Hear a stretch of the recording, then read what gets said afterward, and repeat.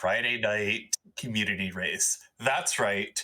You in chat, this is your race too. Let's get hype. I'm Leggy Starscream. Joining me in the booth, excuse me, is Moleboy. How you doing, Moleboy? Well, after that intro, I am hype as well. Apparently, this was my race, which I hadn't realized. Really looking forward to figuring out how these flags play out for the runners today.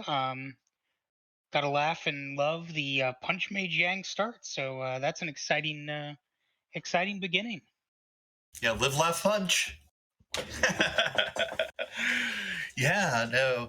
This flag set definitely seems both really interesting, but also fairly straightforward.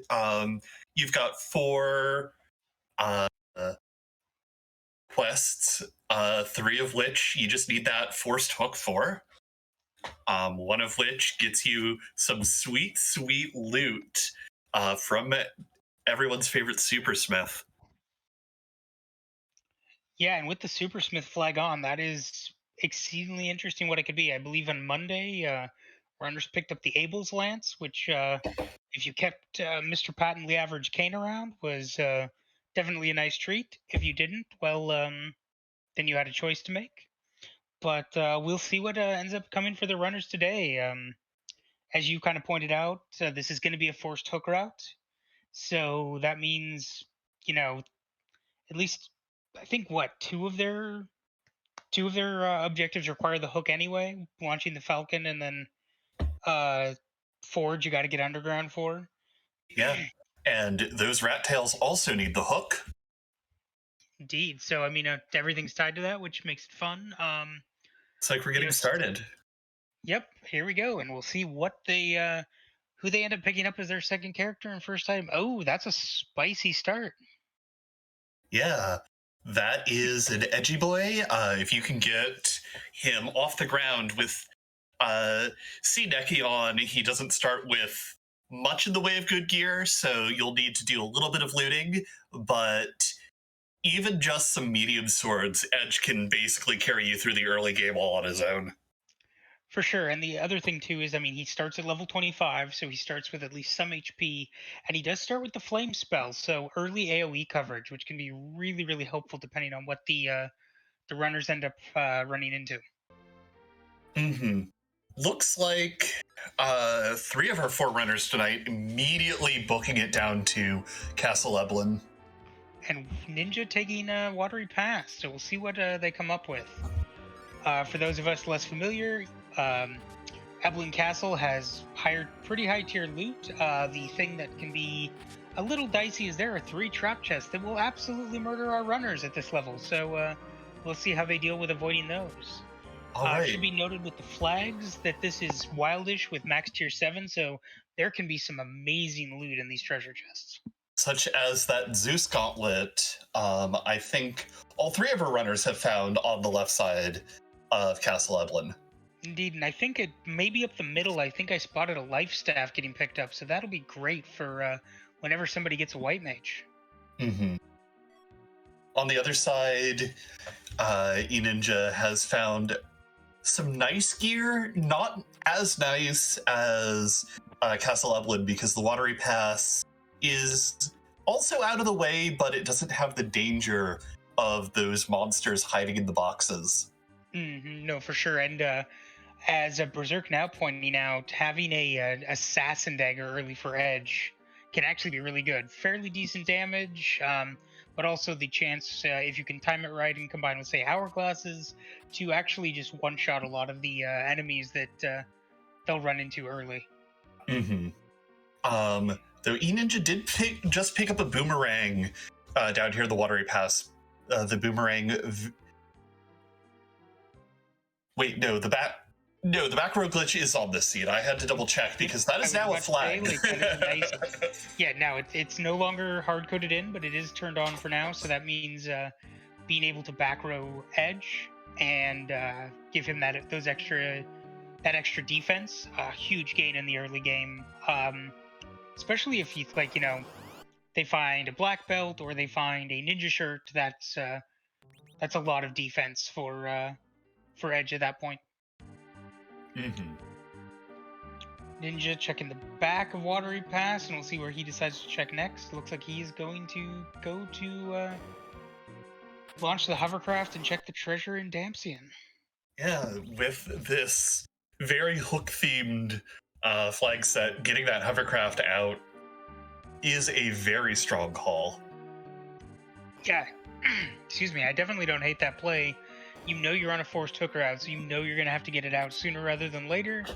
Might as well check this early stuff. There's decent loot there. That's a Leviathan orb, a Odin orb, and looked like a black shirt. All decent Yeah. pickups for characters they don't have but could find. Come on, Rydia. That is the dream for a selection of people out there, yes. I mean, with those two summon orbs, Rydia will be able to clean house. That black shirt has been fixed from vanilla to actually boost the black magic casting stat. Indeed. So we have Tybalt now checking the free item from Edward. That should be noted as well, that the free key item is on, so we do not have a demist hunt with these flags.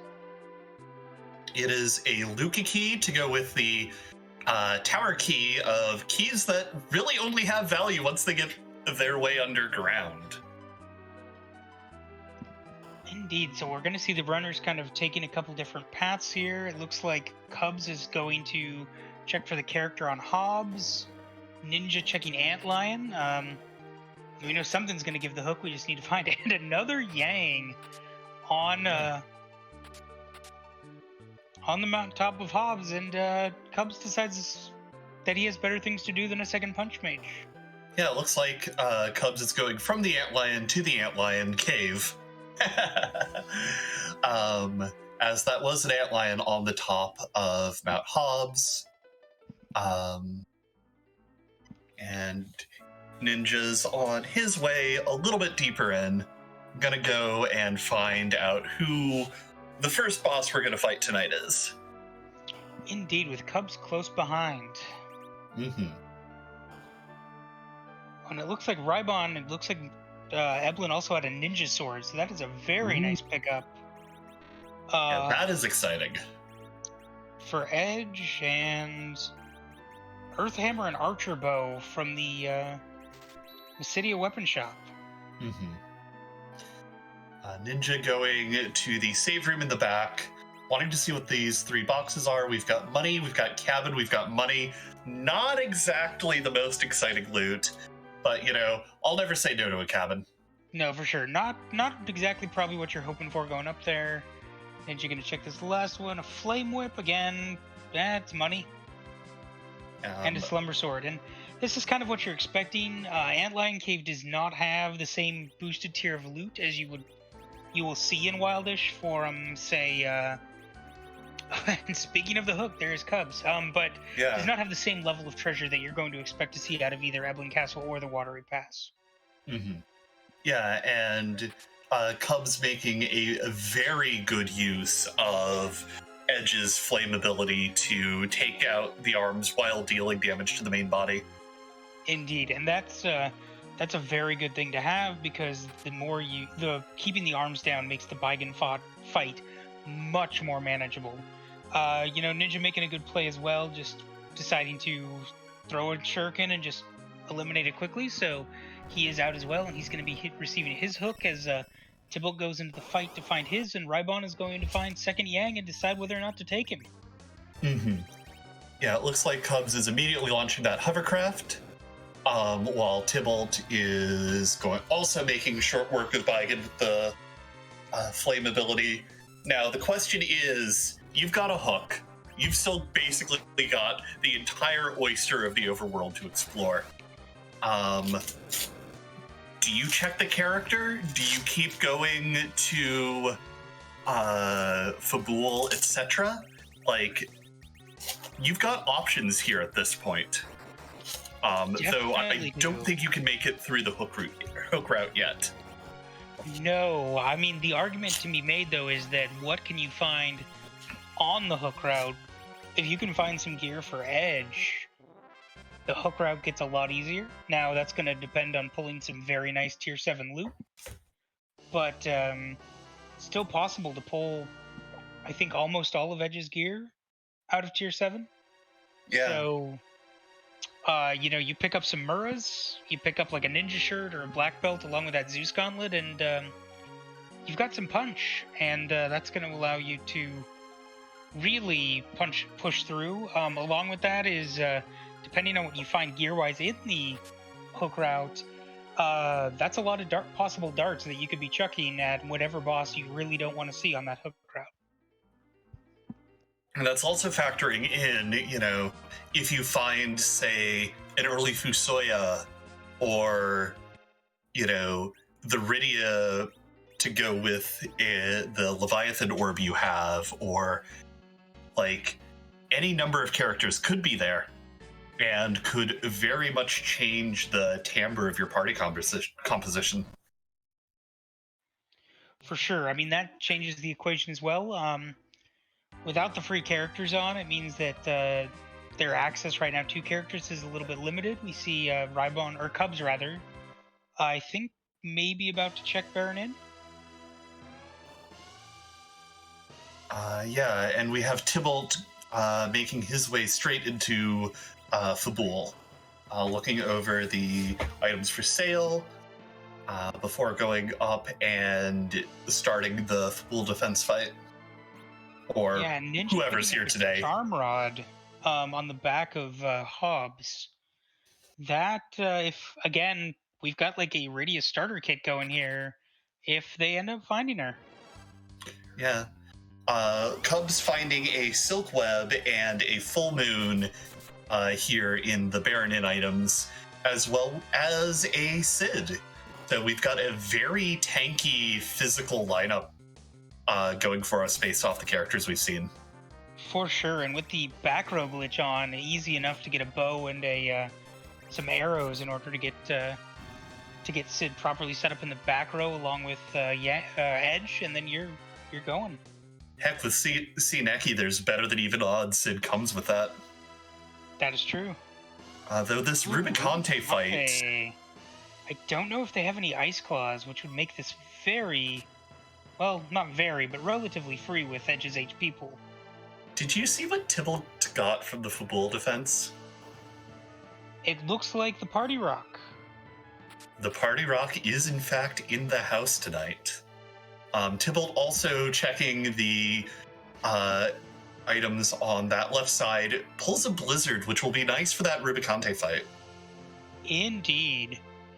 And overall, I would say, good play by Cubs, just deciding to use one of the multiple darts picked up to just end that Rubicante fight before it gets ugly. For you, does this change your equation? Do you check the Earth Crystal before you go underground, get those extra party members? I don't... Depending on how the treasury itself plays out, because I go there before I do anything else. I want to see what gear I have, because that will help me decide. Crystal Ring, Dragonwood, Crystal Ring, Curse Ring, Diamond Ring, Hourglass, an Assure Robe, a Heroine Robe, an Artie Bow, Power Shirt, 2 Power Shirts. Second Power Shirts. That is nice for that Yang and that Edge. For those who aren't as familiar, Yang's damage equation is based entirely off of his level and his stats. So things like Power Shirts, that Zeus Gauntlet actually can really upgrade his damage early on. Yep. Looks like Tybalt, with that looting, is feeling confident enough to go up to the Tower of Zod. I think that's a fair play here. We'll see if he decides to hunt for Flame Dog or not. Hey, first try. Yeah. Goes for the Shuriken. Makes sense. In the meantime, we've got Rybon getting his Power Shirts. Also a Heroine Robe and an Artemis Bow I just saw too, which that is... Yep. That's your Rosa Archer starter kit right there. And in the meantime, Artemis Bow is arguably, outside of the Supersmith weapons, Sid's best. So, for anybody who's picked him up out of the castle, that's or the Baron Inn rather, that's a great pickup. Indeed. And it looks like a lot of people are converging on, at the very least, cleaning out that treasury before moving on to other things. Ninja is picking up his Luka key from Bedward, while Cubs is opting to take on the Mad Ogre chest in Castle Evelyn. Yeah, and this is going to be pretty free. It looks like Sid is the one who got the Zeus Gauntlet, and that's just going to give you basically a free fight here in the fact that he's going to take 1 damage due to the Zeus Gauntlet resisting giants. Yeah. Over on Tybalt's side, he's preparing to go into the Maga Sisters spot and has a fairly stacked party right now. Like, both of those characters are extremely well kitted out. Yeah, unless it's something. I mean, this seems pretty solid. Maybe he with the Sid, it'd be even freer, as we see on Cub's side, Sid being the saving grace on this Mad Ogre fight. Mm-hmm. But he'll be through it easily since the Mad Ogre's going to have to punch 778 more times for this to be a problem. Yeah, both characters swing for over 1,000 on Dr. Luge. I believe they both have Thunder Claws, and since Dr. Luge and Belnab are robots, this fight goes down very fast. Indeed, and one of the things that's nice with Luge that you want to see is the fact that his HP pool is split across so many different characters. But of course, the thing that is a little bit tricksy is this gas counterattack. But he gets the dodge. Yang is still up and is able to punch his way through. So Tybalt is gonna get some party members before he sees his next box fight. Let's see what he gets. Yeah. For other runners, Ninja has just cleared out the treasury. Rybod has just picked up his Sid, and Cubs is giving us our first look at the Cave Evelyn for the hook route. Finding sirens for sale, which is important to note. Hey, remember I said we had a Rosa starter kit? Indeed. And it looks like the boss of Dwarf Castle 2 is either Knight or the Water Hag or the Gold Gauntlet, one of which is something you want to see. And the other of which is Water Hag. And it looks like we've got a double White Mage combo up on top of Zot. All right. That's actually really nice, because I was going to be hem and haw a little bit about whether or not you wanted to keep Rosa as, a more pure healer versus having her, with the heroine robe set up.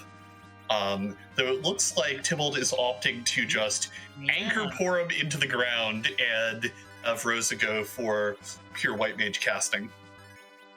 I wonder if he remembers he has the... Oh, no, I think he did it just in order to cast those cures. Ah, that would do it. Maybe not remembering that he has the heroine rope? Or maybe wanting to keep Rosa's casting stats high enough for now. Not completely dumping your will is another play there, as Cubs begins to loot out the hook route, and so far he got a Gungnir Spear for his trouble, which isn't too bad. The other runners did get a Dragoon Spear out of that Flame Dog chest. Mm-hmm. Oh, and this is something that you don't really love to see, but then at the same time it's not terrible to see in this spot. I think Tybalt's just going to wait and then dart something into its face, probably kill it. Yeah. This spot can be a little tricky, but at this point... Oh, and Cubs finds our third white mage of the seed, Hook Rat Rosa. Well, Tybalt no longer has to choose between White Mage Rosa and Artemis Rosa. Why not both? Porque no los dos. It'll be interesting to see what Cubs chooses to do, whether or not he takes it back, finishes on the overworld, or decides based off of the boss, which I totally missed, if he wants to keep pushing further. Yeah, I'm curious to see what he decides to do here. Looks like he's gonna maybe save and then equip, save, and then kind of go back through. Cubs being our one runner who doesn't have the Earth Crystal yet, so he has not raided the treasury for those power shirts or the Artemis bow. Mm-hmm. Finds the monster box in the hidden room off the side here. Is trying to go for it, which, I respect. Tybalt pulling the pan from the tower. Yeah, And, this is oh, go another ahead. relatively safe fight, just because they count as giants as well. The danger, of course, being what we're seeing right now, which is the fall asleep. So Sid's only going to take a damage, but he can spend a lot of time just being sleepy. And if you're not careful, um, this can very easily just end up lasting way too long. Yeah. So, yeah, Cubs is opting to use a few of his items to just kind of speed this along a little bit, especially since with Yang having the Charm Claw and the Cat's Claw able to sleep and charm the Stale Man. Mm-hmm. Which gave him enough time to stabilize and clear the fight. Getting a ribbon for his trouble, not a bad pickup, especially if we run into some of the ruder bosses. Mm-hmm.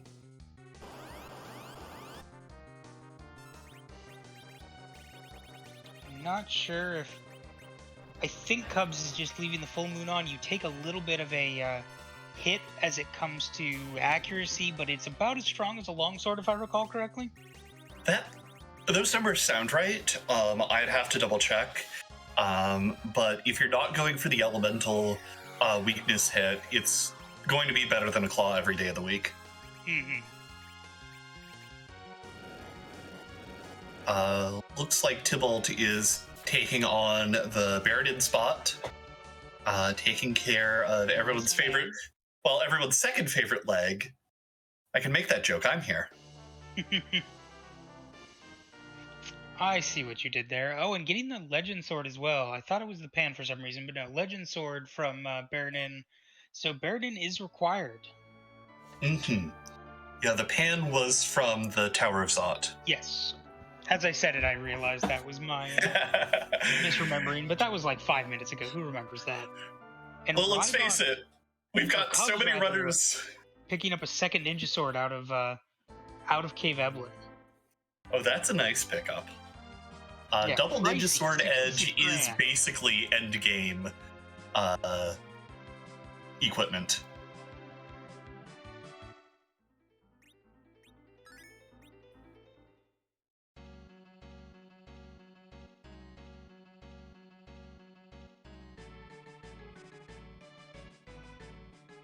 And chat has pointed out that at the Rubicante spot in the hook route, we've got a lunar sparkle. And I'm very curious to find out what that ends up being. I do not think we've seen any other lunar sparkles yet. Well, here's one off the table. As soon as you say that, let's see what we get. If this is how the Powers of Commentators curses usually go, I'd be a lot happier with them. Yeah, in this spot, pretty free.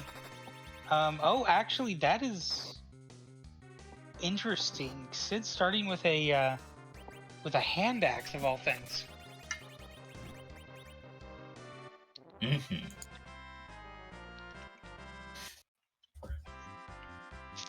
And it looks like the start of I don't know if Tybalt has picked up any more arrows except for those Medusas. Not necessarily the ones you really want to see. They are extremely expensive. They have very low attack. And speaking of another sparkle, I really want it to be the sparkle trifecta on Ordeals now. Yeah, what is this, Moon Mountain? But the Medusa arrow is very low attack, very expensive if you want to buy them from the shop, but they can inflict stone if you time your attack right. Yeah, which can be great against any of the bosses that don't actually have the boss bit. Mm-hmm. Looks like Ninja is through the Tower of Zot. Rybon is coming down to take another dip into Castle Eblin.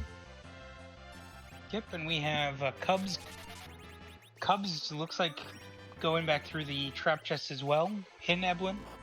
Looks like the Staleman skeleton chest is down, and here is Rybon on the Black Cat Lamia fight. Which is fight? Go ahead. Okay. Yeah, the Black Cat Lamia fight is another one of those fights like that Staleman where they do hit kind of hard, but that's not really the terrifying part. The Black Cats can one-hit KO people. Lamia's no charm. The status effects here are really what make this fight brutal. Yeah, you really need to make sure that you one-shot those cats, because if you do not, they will probably kill one of your party members, and once those two are gone, the danger is Lamia can cast Charm, which is its own extra special danger, as evidenced by the risk of Edge getting charmed and possibly just slicing and dicing your team. But let us see what Rybon got for his trebles. Oh, Tybalt just got the Adamant. Oh, excellent. And a Mylon Z for his trouble. Rybon picking up Artemis arrows out of the trap chest, so that is very spicy for Rosa. Yeah. Or Sid. And because of the way that Berserk interacts with ammunition, in that if you're Berserked, you do not spend your last arrow, this really puts a high value on getting your white mages up to the level to cast Berserk. Yep, interestingly enough, the game does not actually check for remaining ammunition until the player takes another turn and your menu comes up. So the only danger you have is if you're on one arrow and then your character dies, you revive them, and then they have a turn. That's like the weird niche case where you lose an arrow, but as long as you're berserked with one arrow, you will just keep firing. Or, you're like me, you're silly, and you forget you're down to one arrow, and you attack with them before you berserk. Yes, I think my personal favorite of that would be Sorbius during ZZ4, who punched Z to death with Porum after he did that, and she got lucky enough to dodge about 5 Meteos.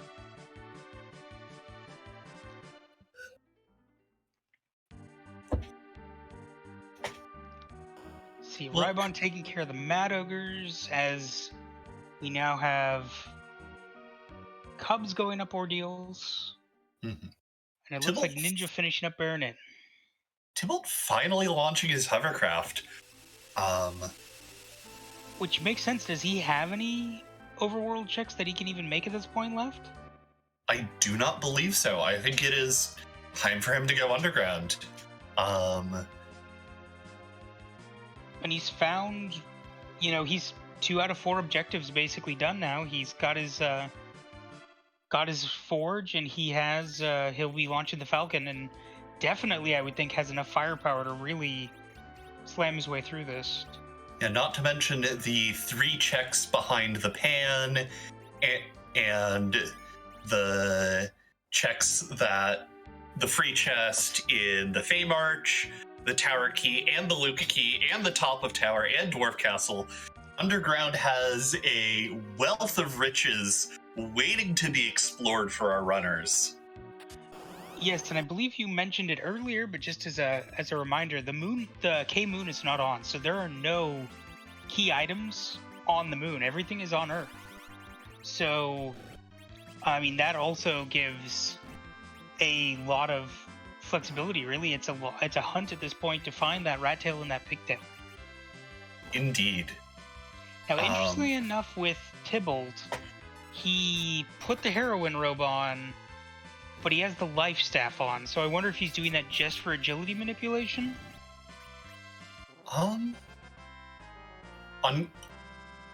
Unclear. We might have to ask him after. And he's getting his crystal ring for his troubles. Mm-hmm. Cubs has just taken out the Canadian Nope Noodle. So going to get his other half of Forge very soon.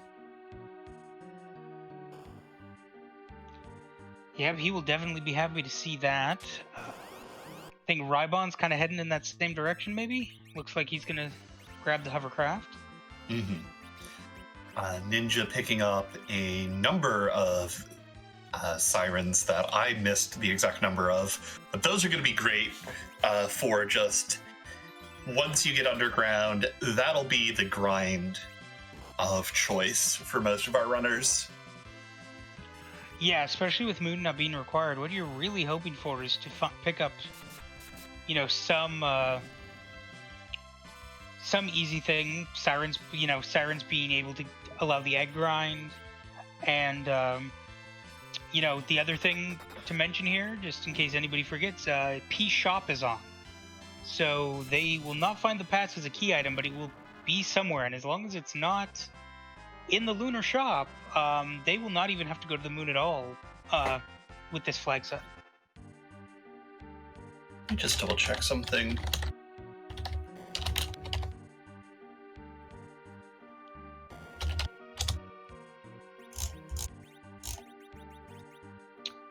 Yep, but in the meantime, we've got Tibble continuing to open chests in Eblin, Ninja finding his second Rosa, Rybon is shopping, and Cubs is coming down for more deals after getting the Adamant. Mm-hmm. So I would say that gives a bit of an advantage to Tippleton Cubs, that they can forge as soon as they get down there, find out if it's, your Abel's Lance, if it's, a Mutsuno, something amazing for Edge, if it's Caliburn, they at least know they're not going to have to go back to ordeals later. So that's a nice bit of time save that they have there. And, the other advantage for Cubs is getting the Pan, look, Earth Crystal into Pan, and Earth Crystal is out of Fabul, so it is impossible to single dip Fabul in this with this seat. Yeah, which is always like one of those things you want to balance. Of course, if the pan doesn't lead to anything useful, Cubs could save a lot of time by just being able to completely fade the Tower of Zot. Plus, whatever checks are at the Sylphs and Sheila too. That is very true, and I mean, unless you're really tied to that needing 2 Rosa meta, right now, unless Pan leads to something, Zod is optional. Mm-hmm. And it looks like we're going to have Ninja or Rybon be the first to show us those hook route bosses.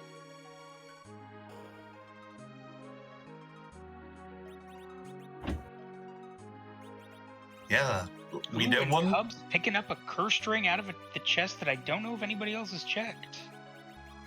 I believe someone else went through and looted. Rybon looted, but I don't recall him actually checking that chest. He kind of beelined to the character once he got into that screen, so I'm not sure if he picked it up. But any of the runners who find that's going to be a nice pickup. Mm-hmm. Especially for those with Porum, it means that you're not as concerned about having to keep Porum on the floor in order to keep her levels down. It also means that you can, unless you're really tied to Sid being your main damage dealer, you can switch Sid over to a chemist, just slap the curse string on him, and then however many levels he gives you, or you get him, he's not going to outspeed the rest of your party. All right, and we find our officer-soldier fight. Now, there's a couple of strats you can use for this. If you kill the 3 front guards, the officer will run, and that looks to be what Rybon is electing to do. However, that does lose you the bulk of the experience from this spot. Granted, the King-Queen spot does not have experience, so that point is particularly moot. Yes, time to find out what we're going to see. Rybon dropping his battle speed just slightly, just in case this is, I would assume in case this is Wyvern. It is not. It is everyone's favorite wing orb, Plague. And this is particularly free if Rybon has that Yang anchored, because 2 Berserkers at RA1, that count will never expire, and those party members will not die. Mm-hmm. Along with that, the bow with Sid will do extra damage to Plague, since Plague is flying. Indeed. And if Edge has one of his ranged weapons on, that also counts as extra damage against flying enemies. Does. I don't know if Rybon still has... Nope, he's got the double ninja sword, because he went back and bought one, so he does not have that full moon equipped right now.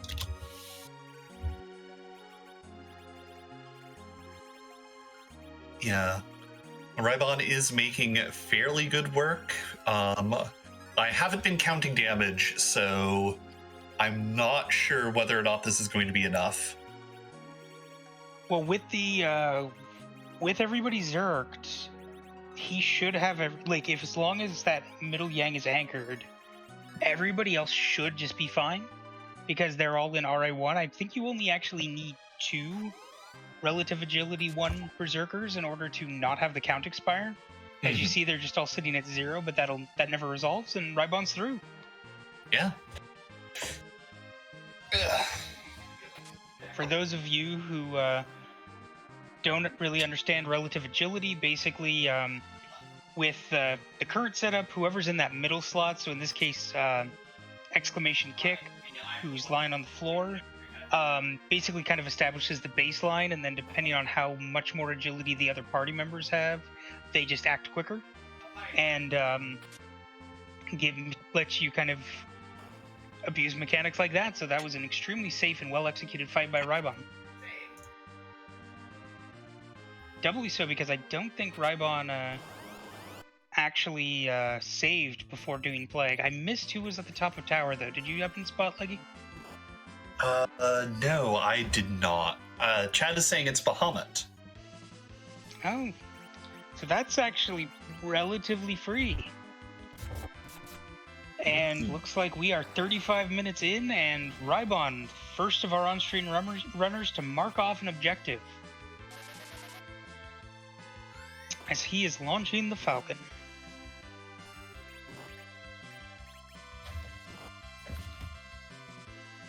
Meantime, Cubs into the Plague fight himself. Tybalt deciding to take the Mad Ogre chest, which I don't know if we saw anybody else take at this point, so it'll be interesting to see what he pulls out of here. Mm-hmm. And Rybon, seeing that Bahamut, immediately going for tower. Yeah, it does put the Thunderclaw back on Edge.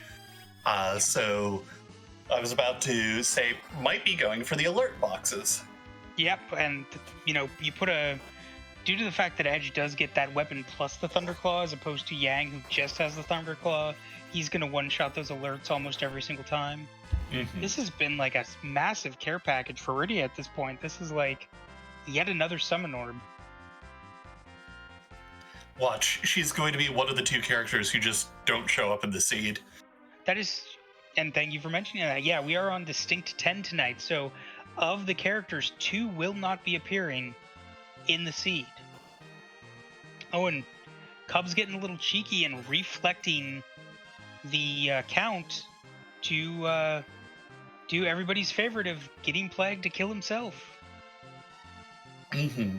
Rybon did pull a cheeky cursed ring out of one of the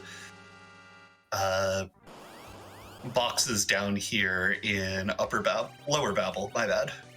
Okay, so if he didn't have one already, he's got one now, and now we see him checking and finding Calbrena in the cannon room. Yeah, this spot has, I'd argue, negative HP. Pretty much, and this is again where Edge pays off, and having that flame, it's not going to do a ton of damage, but it hits everything at once, so you avoid that problem where only some of the dolls die, and then you go into phase 2, which you never want to see when you're fighting her. Mm-hmm.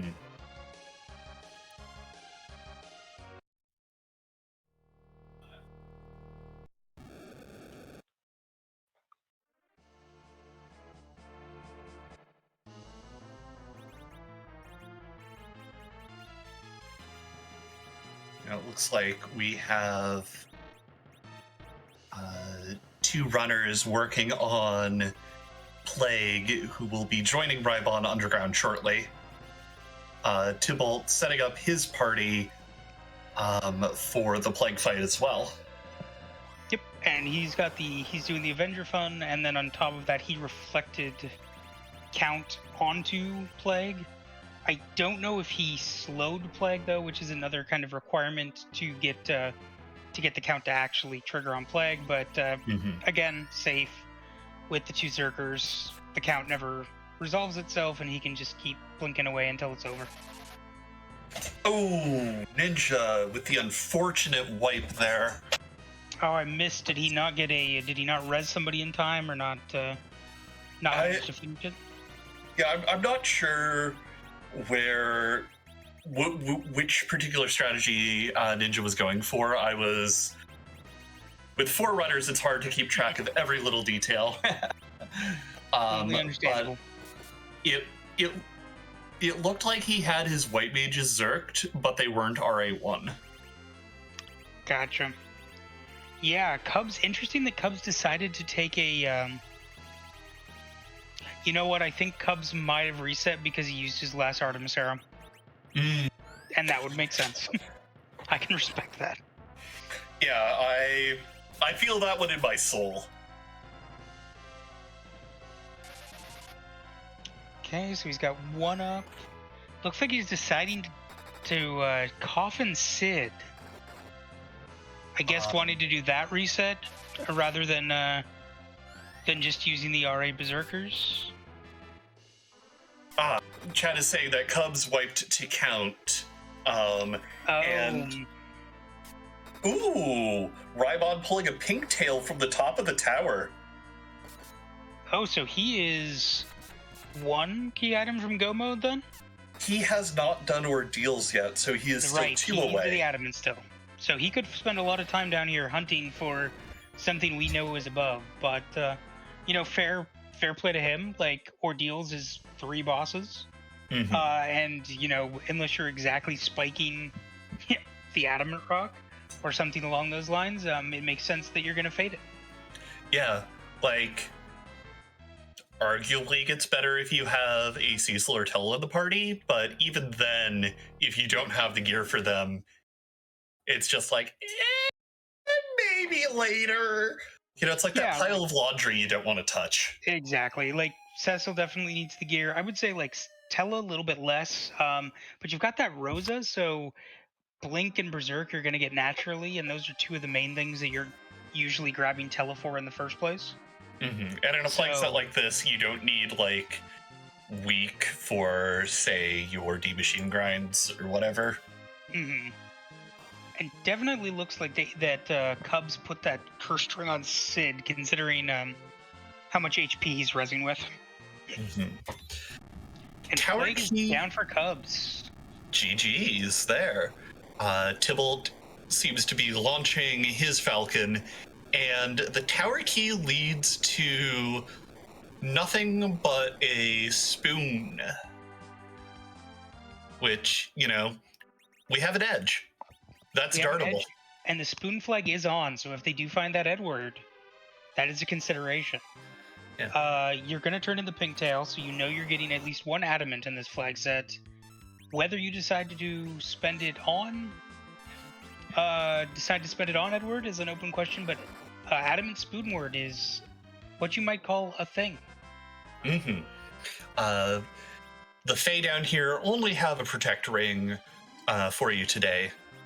So that's 1 strike against the Pan being required. Yep, and we have Rybon going back to do the Sheila checks and the Pan and the turn-in. Leggy, at this point, what is left to really stop or stall our runners? The only thing I can think about is Rat Tail maybe being behind one of um, the nastier bosses of maybe King or Queen of Monsters. Mm-hmm. There could be something like something nasty on the Odin throne and the Baron Key being hidden away somewhere. That's true. We could have like a really vicious chain of like Dwarf Castle with the Alt Gauntlet into Twin Harp into Baron Key. Yeah, but with underground access and Rybon's already at 8 key items, you're going to be able to. Well, there's a package, there's 9, and there's the Baron Key, that's 10. At this point, those sirens you found are just going to trivialize any combat encounter you run across at this point. Looks like more Artemis arrows out of the Feymarch freebie.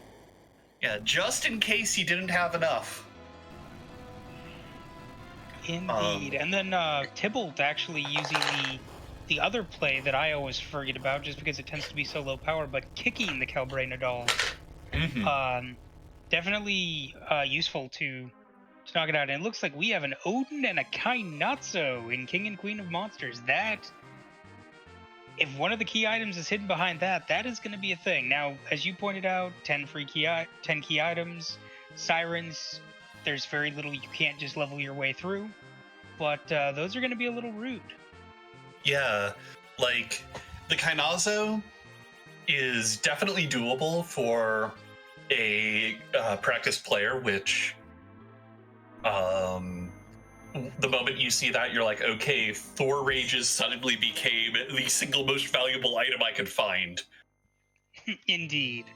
Another argument for if wanting to find that Edward as well is if somebody's feeling really cheeky, they can go for Thunderstruck. Mm-hmm. Let's see if Cubs. I really am curious to see what the Smith is. I hope he goes to do that. Yeah, it looks like he's heading that way. With chat also pointing out that with our main damage dealers being Yang and Edge, throwing a Thunderclaw on someone will mean that you can probably just Zerk your way through Odin before the first Sunset Sukin comes out. That is very true as well, is just Adamant on Edge, Zerk him with even a Ninja Sword and a Thunderclaw, and you're going places.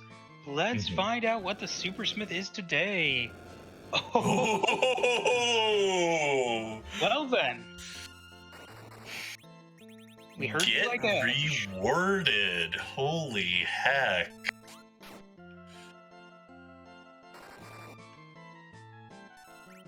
Crystal Ring Stardust Rods in the shop. And power shirts if you feel like you don't have quite enough. Now, do you go for a power shirt here? You already have 2. You have a heroin robe on Rosa, and you know that you're getting a you're getting an Adamant. Now, I forgot Cubs has not done Zot, so he does not have the power shirt. So definitely a pickup for him. But I'm thinking of the rest of the group who has gone through that.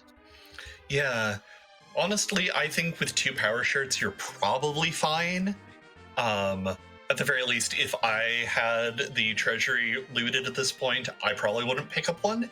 Rybon is giving us the look at Baron Castle, showing us that the beginning Lunar Sparkle was the Lunar Dragons. Yep, and let's see what we've got on the Baron Throne is Element, since we have already seen full leg. Why not quarter leg? Let's see if we even see a leg.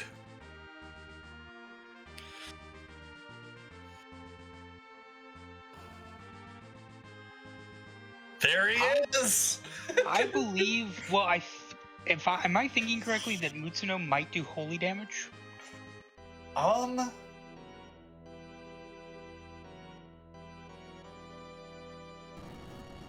don't know. Because that would explain he should have done a lot more damage, so all I can figure is that he hit a resistance there. Yeah, but No, the Mylon phase is weak to holy. I thought both Mylon and Chat can correct me on this, but I thought both Mylon, weirdly enough, Mylon and Ruby in the elements was wholly resistant for whatever reason.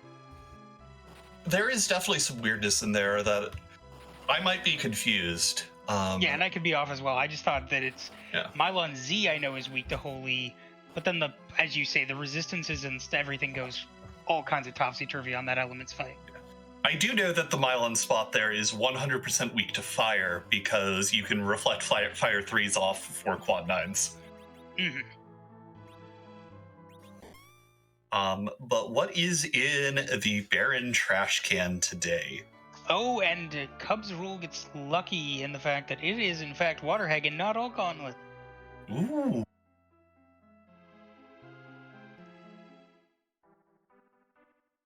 And it went by a little bit too fast for me on Rybon's screen. Did anybody catch? Oh, it looks like Harum's favorite, the Twin Harp.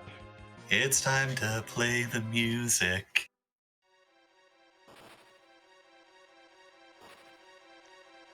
And it looks like Rybon going to check Odin Throne in the meantime. Oh. Well, that's a character here in the Dwarf Castle. That it exists, yep. Yeah, I hear Fusoya is kind of okay. Like, yeah, and going to be getting a Stardust Rod out of the Coco shop eventually to slap on them. Yeah, Fusoya, known underpowered character, definitely isn't known for, sitting on the bench of events from just being extremely powerful. Not at all. And Rybon finding the Baron guards on Odin Throne. So with free bosses being on, this is free. Yeah. Cubs picking up Fusoya, getting rewarded with the warp spell, bypassing the need for the Luca key, and getting a Sand Ruby. Not sure that's what you want to see this late into a seed, but always worth having an extra key item until you find number 10. Yep, and let's see what Dwarf Castle itself gives. Ugh. Zonk, zonk, zonk, hey, apple. Yeah. So, looks like Dwarf Castle does not have key item progression, but it does have the Lunarian Mage, who is now getting fed lots of Soma drops by Cubs. Indeed. Oh, and we have Tybalt deciding to sneak Silkwebs, which is not going as smoothly as you might want. Yeah. There was one in the Baron Inn that I think a lot of runners have.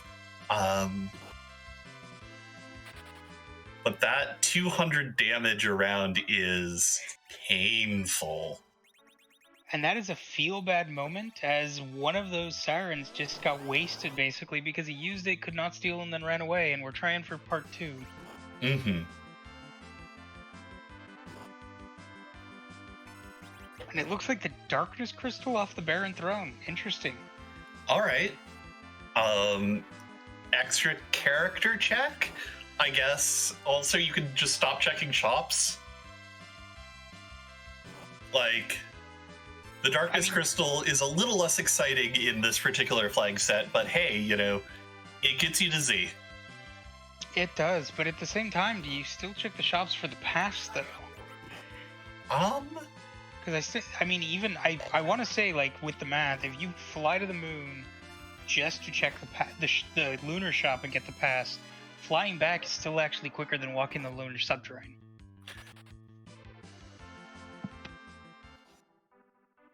Yeah, I haven't...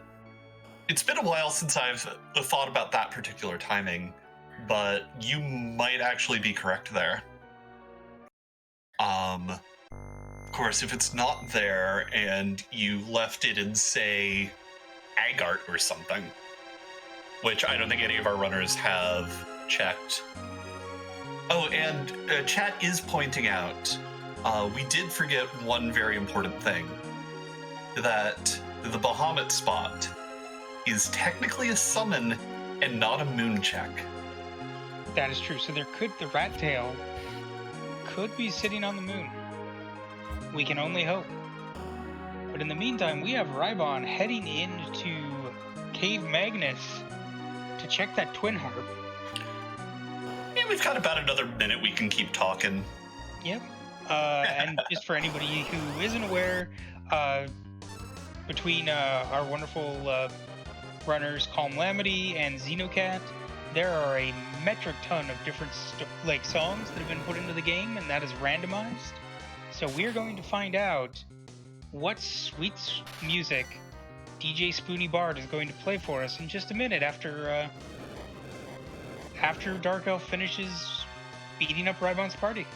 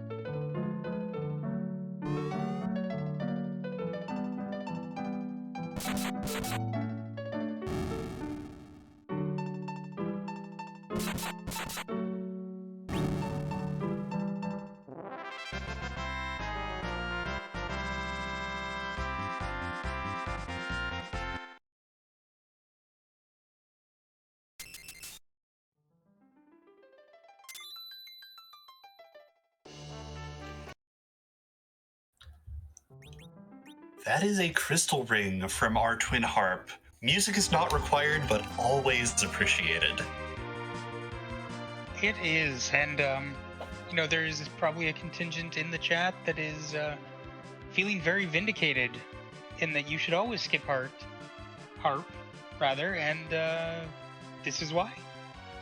Yeah. There's also some disagreement in chat over which song it was. Not that, I have any hope of knowing what it was. I did not recognize it at all. Hopefully one of our runners can check the harp after the seed and let us know. Yep, you can always hope that somebody's going to be a pal. So in the meantime, it looks like Rybon is now farming. And just finishing off those yellow dragons. Should get strong enough fairly quickly that I would assume Mutsuno Edge should be able to one-shot them pretty cleanly. They've only got about, I believe, around 1,800 health. Yeah, it looked like the edge hit was just shy on that first siren. I'm going to guess that Adamant is on edge right now, so that should... Yep, there you go. So he at least can high roll high enough to just start knocking through these, and with the 10 key items, he's getting 68,000 times, so won't be too long until he's ready to just start basically stomping the rest of the seed. Yeah, and at this point we have Tybalt and Ninja going into Baron. Ninja just getting into the Baron waterway right now, doing a little bit of looting down here. Tybalt on the Elements fight with only Edge alive right now. As Cubs has just taken out the dancing dolls in the tower key room. Yep, and I'm going to assume Cubs is on his way up to go get that pink tail off of Bahamut. Should be relatively free, especially since he's a bit more leveled than the others were when they went in there. Hmm. Tybalt finding his cane, who is probably not going to make a spot in here, I'm just guessing. No, indeed. Yeah, and Tybalt is currently our runner with the most objectives complete, having done 3 of the 4 so far. So it's going to be a mad dash at this point to figure out where is that rat tail. And we are sort of running out of spots to check. It might very well end up being cave value or king or queen summon monsters. And it looks like Rybon is going to give us a peek at those monster royalty spots as he breaks those eggs and then heads downstairs. Mm.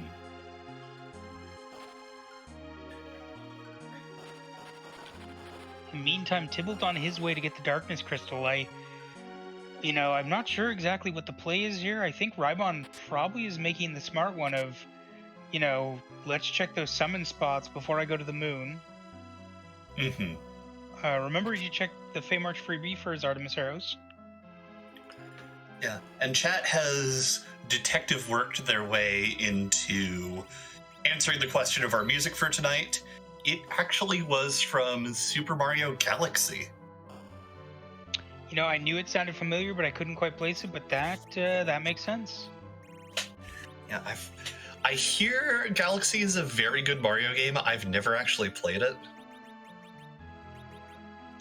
It's been a very long time since I have. An interesting play here. Tybalt is not really caring about the rest of his party and is just punching through with the edge. Now, as you notice from the damage and the fact that he's used an hourglass, this is very free. Mm-hmm. But interesting choice to not take advantage of the XP on everybody else. Yeah, and with the silenced proc, Tybalt has a mute dagger on. Those enemies are technically mages, so the mute dagger does get that bonus damage. Yep, and that was indeed why he was doing what might be called horrendously high damage. But I think I hear 8 to 9k is like medium fair. Exactly. I think one of them went for like 91.53 I saw, so that's not bad.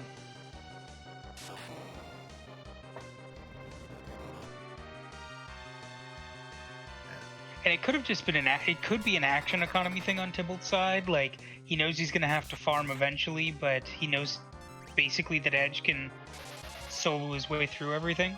So that could be a choice as well. And Tybalt going to, I guess, check the moon character and check cave value. And maybe even the shop while you're up there.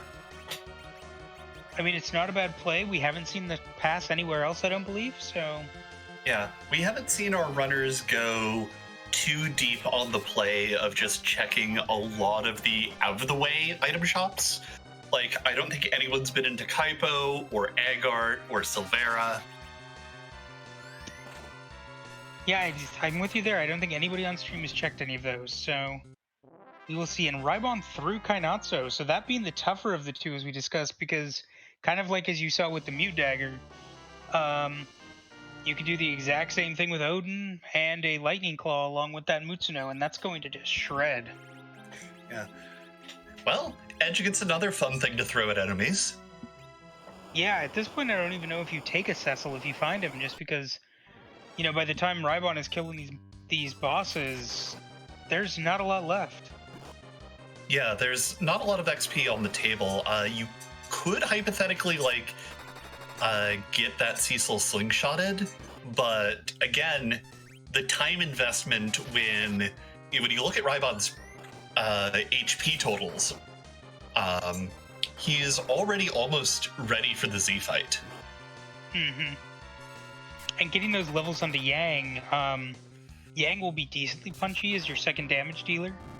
And even Sid is probably going to be, Power Shirt RD. That's decent damage as well. With Rybon continuing to use that second Yang as his anchor, and then power shard and an X-Cal out of King Queen monsters, so definitely not what Rybon was hoping to see. Yeah. As we have Tybalt heading in for his Zonk. But we will get to listen to some lovely Super Mario Galaxy music in the meantime. Mm-hmm.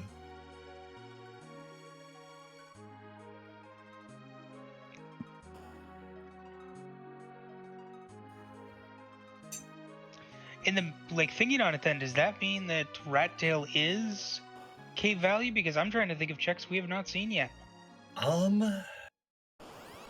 Yeah, I'm looking down the item list of what our runners have between them, and I think we've seen everything that's on the table so far. Well, there's at least 2 checks. Because there's one I'm not thinking of because we haven't seen. I don't believe we've seen the Magma Key. Well, the magma key just gives you the underground access. No, but I mean there has to be multiple checks, right? Because Magma Key hasn't been found yet, and Rat Tail hasn't been found yet. Well, in that case, the rat tail will give you Magma Key. Yeah. Like I think at this point, as commentators, we can look down and say, Rat Tail is exactly at Value Cave. Though I don't think any individual runner has pieced that part of the puzzle yet together. All right, and here's our second rendition. Some lovely music.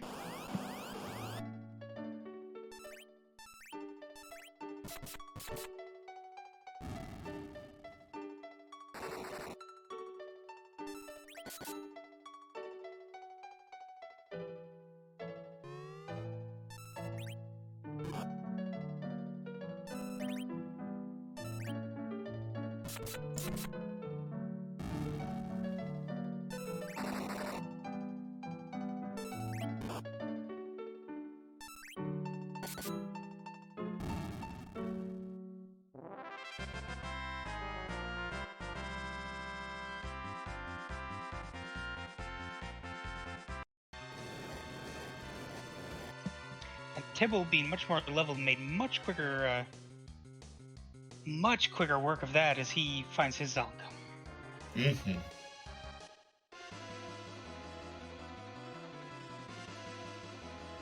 And Ninja about to get the same news.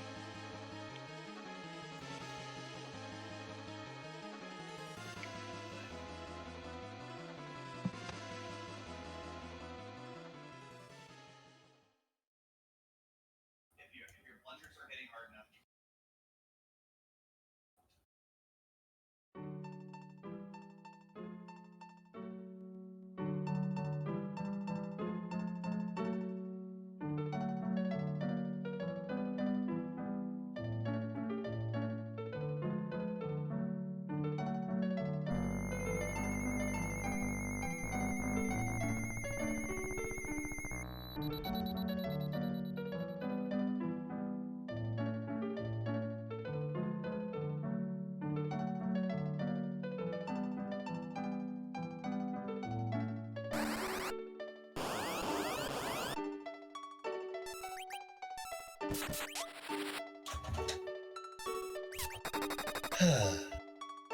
Looks like Tybalt making the choice to do the dive into the sealed cave.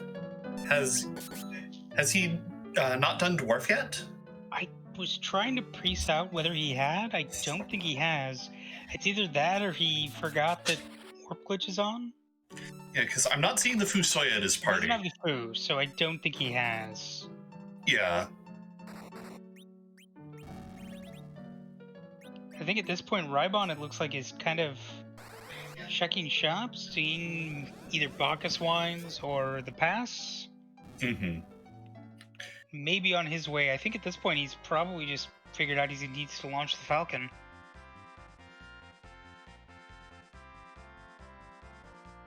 Need to ask Tybalt what his decision was to actually run, to actually make the run down into Luca Cave was, or if he just maybe forgot Warp Glitch was on, or decided that didn't want to risk the Alt Gauntlet maybe at Dwarf Castle, even though we know it is in fact the It is the water hag. Yeah, there's any number of possibilities that we could speculate about here in the booth. Oh, need to be sure to ask him about it as he heads down towards King and Queen Monster, which we know is not going to give him what he's hoping for.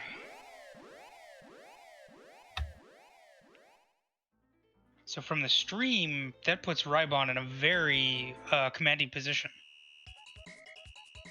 Mm-hmm.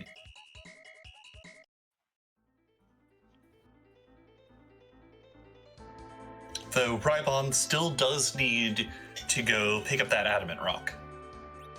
Yes. So that would be the other thing he needs to remember to do. Maybe he's going to do that right. Yes, he's doing that right now. Good remember. Yeah. So, because goodness knows I've never forgotten that I didn't do ordeals once I've been deep into a seed. Mm-hmm. And like at this point, you know, the ordeals fights are not going to be a threat for his party. No. He's going to basically, I think, possibly one-shot most of this, if not everything. Indeed. I'm Looks trying like- to think of, like, what do we have left that could be obnoxious at K value? I mean, we haven't seen the Wyvern yet. Haven't seen Wyvern, we have not seen Ha Ha Ha. Yeah. Which could be, Bahamut Spot isn't the worst for Ha Ha Ha. It's just a, you know, annoying fight in general.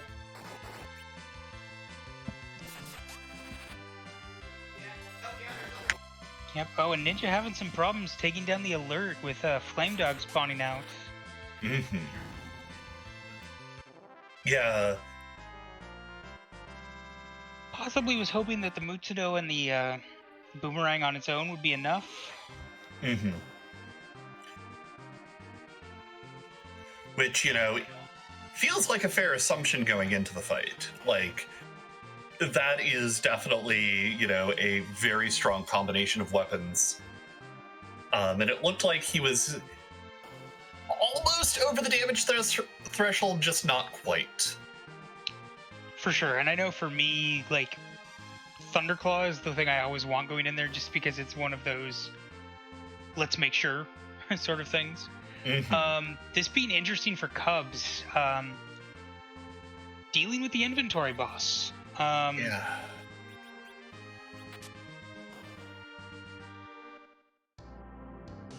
Interesting, he did not take the power shirts.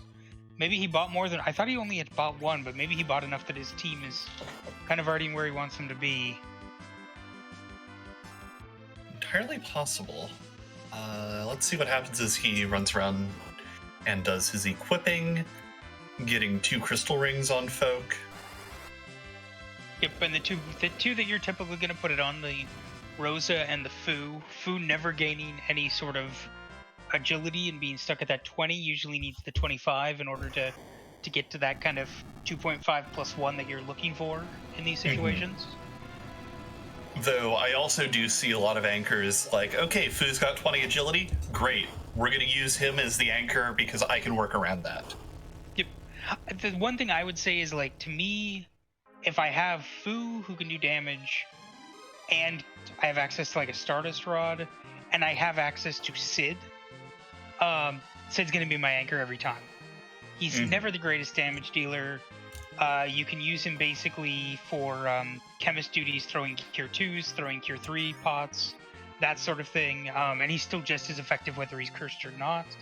And he's in that same kind of comfy, never gets too much agility zone that, you know, Sid, Fu, and Tella tend to occupy. Yeah. There's a lot of interesting plays you can do to set up your agility, you know, just right. Indeed. I mean, there's a lot of different agility builds you can do. Sid, Tella, and Fu are kind of the easy mode when you have a curse drink, because it's kind of like, can I get this as close to 1 as possible so nobody else really matters? Like, they're all pretty much naturally going to have enough. Yeah, and that just makes it easier. If you have, you know, people with high enough agility, sometimes just having a Fu in general at that level, that 20 agility is just good enough.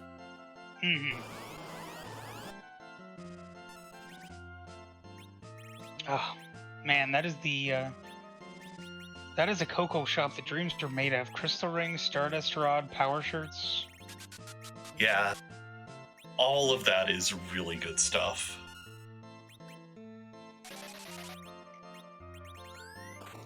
And I think Rybon is going to give us our first look on stream of Cave Value. As everybody else is kind of running through and kind of picking other things up that we've already seen others do, but definitely be interesting to see if... I mean, honestly, he's leveled enough at this point. I'm not sure there's really much I can think of that would seriously speed bump him. We know Kanatsu's not there. We know it's not Ogopogo. Yeah. And Rybon, I think, might still have a couple of Sirens left over, so if he chooses to, he can definitely go with taking a couple of gold dragon fights in Cave Value to get a little bit more XP. Yeah. Like, I honestly can't think of anything outside of a particularly nasty witch burn that would be anything more than a speed bump for Rybon's party at this point. Yeah, and most of the truly heinous witch burns are gated behind, I believe, K Unsavor. So... Though Valvalis might come close. Yeah, I was just gonna say, I mean... Edge at this point, I think, has enough accuracy that it's not quite as dangerous. I think he's going to still be able to punch through relatively effectively, especially with all the Bacchus, but could have been a lot nastier if he was relying on a spellcasting party for sure. Indeed. Your Fusoya and your Rosa are definitely going to be regulated to... Well, Rosa might be able to be set up as an archer, but the rest of the party is basically regulated to support duty. Yeah, and this is a little bit of a preview on what we're going to see for Z, and Rybon putting out about 12,000 damage a turn is what you want to see, because that is definitely going to get past what we call wombo combo territory, where you get big banged and then immediately get meteored right after. So that is a good spot for him to be, and he should not need to grind or do much else after getting this rat tail. We'll see if he checks the moon shop just on the off chance the pass is there, which would just speed his seed up just a little bit more. Rybon through with no issue and no worries, because the weak hit the 3 characters who did not matter to that fight. There's the rat tail. That is go mode in an hour 15.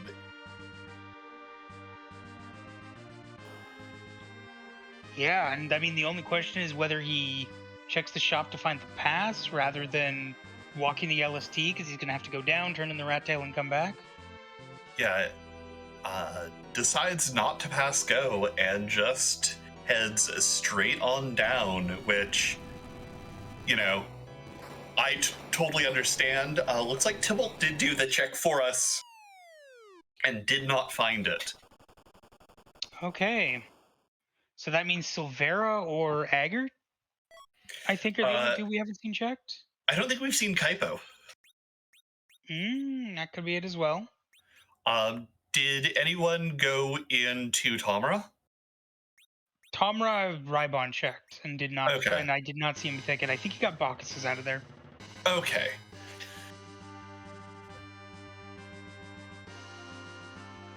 But there is the crystal and the predicted magma key. Indeed. So does that make just barely not 17 out of 17 for Rybon? Yeah, managed to avoid that. No, because Rybon checked music, right? Or is he the only one of our runners who did not? I thought he checked it early. He doesn't even have the twin harp in his inventory.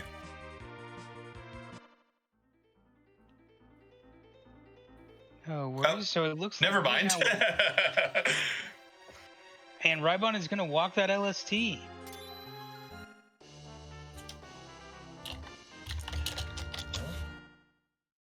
Who's the moon character? Yeah, we'll get a peek at that as well. Oh, look who could have used that spoon. A little too late for that, friend, unless you really need an extra anchor. Yeah, unfortunately, I mean, if you'd found it early, like, there's an argument for Adamant Spoonword to just claw through a lot of things, but with how deep the Darkness Crystal is buried, I don't think most runners would have gone for it. Oh, definitely. Adamant Spoon Word can carry you through seeds. I personally had a practice seed the other day where Edward was my starting character, and that spoon can do a lot of damage in the hands of a talented bard. But it looks like Tybalt is not going to be very far behind, as he is also deep in the middle of a Valvalis fight. He is. It looks like his levels are maybe a little bit lower than where Rybon's are at, but he will get a decent chunk of XP off this fight. Yeah. I think a certain amount of that is because Tybalt did have most of the party down and was rocking the solo edge carry. Yeah, his edge a little under-leveled with only 1,800, and I want to say Rybon's is closer to 2,400, so that's definitely a little bit of a difference of a spike, but I don't think Tybalt took a grind. Mm-hmm.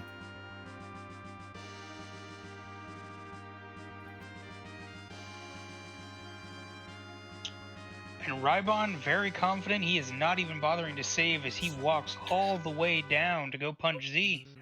Oh, I love it. The show of confidence. The swaggiest of swag walks. Now, typically what you tend to see in chat at this point is a series of flags with Z on them. And Leggy, do you want to kind of explain what that's all about?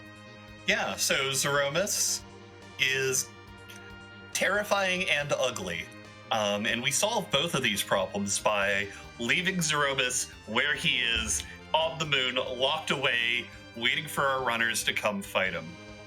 The ugly part was a little trickier to handle. However, Scala Kitty, known wonderful person and genius, solved it by taking Zeromus and shoving him into very expertly crafted pixel boxes. Indeed, and I believe there are over 500 at this point.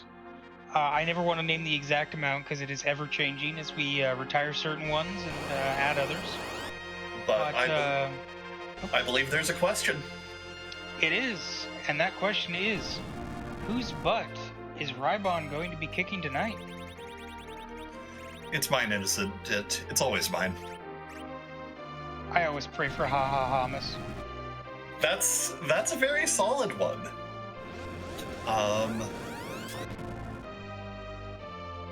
I personally really like Etch-a-Sketchmas. And who can forget Senator Crocodile? But tonight we have De Factomus from a game that I've never played. I believe, and chat can correct me, this is Phantasy Star of some sort of another. Chat seems to say it's Ys. Oh, Ys, maybe?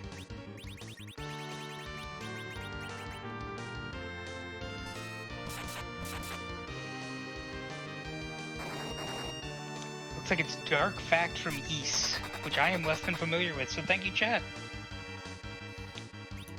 And as we see, Rybon already rolling, Bacchus is going out, slowing Zeromus, and we'll see who gets counter-nuked. It's a target you want, somebody who can easily eat it.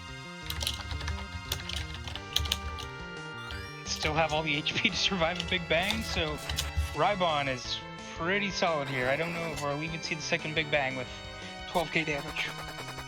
Yeah, good amount of damage coming out. Good amount of damage coming out quickly, which is also important. The agility being such that we're going to see a lot of Zeromus' actions being delayed as our melee fighters go, no, my turn to smack.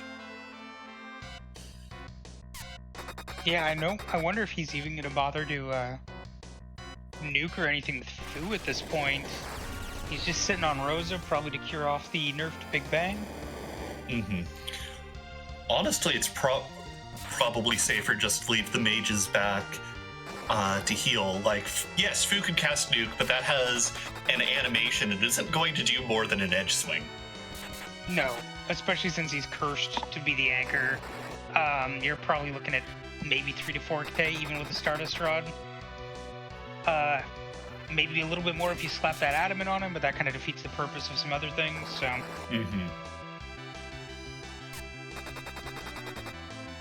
Yeah, so it's just sit back, relax, and throw out Cure 4s as necessary. At this point, it is just an academic fight. They have the shake, but I think with the damage, we're probably going to see a fake shake there. Interesting from Rybon, not even bothering to heal off the first Big Bang. Oh, and that seems to be GG's. Yeah, there will be no second Big Bang today. Rybon is our first on-screen finisher with an official time of 1 hour, 23 minutes, and 48 seconds. Yep, very well done to Rybon. 5th overall, looks like we had, before he managed to finish up, had been very tight timing. Invenerable finishing first with a time of 1:15:30. Possum Morpheus coming in second with a 1:19:29. Then Flurry coming in with a time of 1:20. Marionite coming in with a time of 1:22, followed by Rybon with 1:23. So only, 8 minutes separating first through fifth. That is very impressive. Indeed, indeed. We'll find out if Rybon is interested in an interview. But in the meantime, we've got Tybalt heading up to... what's the name of that town? I am completely blanking. Holy heck. Let me see on the screen. I missed what he was doing before. Troya. Oh, so I would guess then that Tybalt found the path if he's heading towards Troya. Yeah, I saw him in Silvera at one point, so I know he's been checking the item shops. So that must have been it. It could have been elsewhere. I didn't see him pick it up, but in the meantime, hello, Rybon. GG's. Good evening. Hello. Thank you. See him pick it up, but in the meantime... So, what were your thoughts on that seed? Baiting ordeal was not the play. I mean, I'm not sure if I would have actually routed better if I had done ordeal early. Talking with Ben in the spoiler chat afterwards, he did bring up a good point, which is that ordeal was kind of rough with that Ogo Pogo at spot number 2. So going up there with a little bit of power was nice, but still, I don't know, maybe I wouldn't have done harp, maybe I wouldn't have done something else. Maybe I would have saved a little more time someplace else if I wasn't looking for 2 key items. But by the time I was raiding the whale, I'm like, I want to commit to this ordeal fade. And I'm like, wait a second, I can't. Ordeal is either going to have the rat tail or it's going to have the adamant, because the magnet key has to be behind the rat tail because this is the hookup forced hook seed. So that's when I gave up the ordeal fade play. Mm-hmm.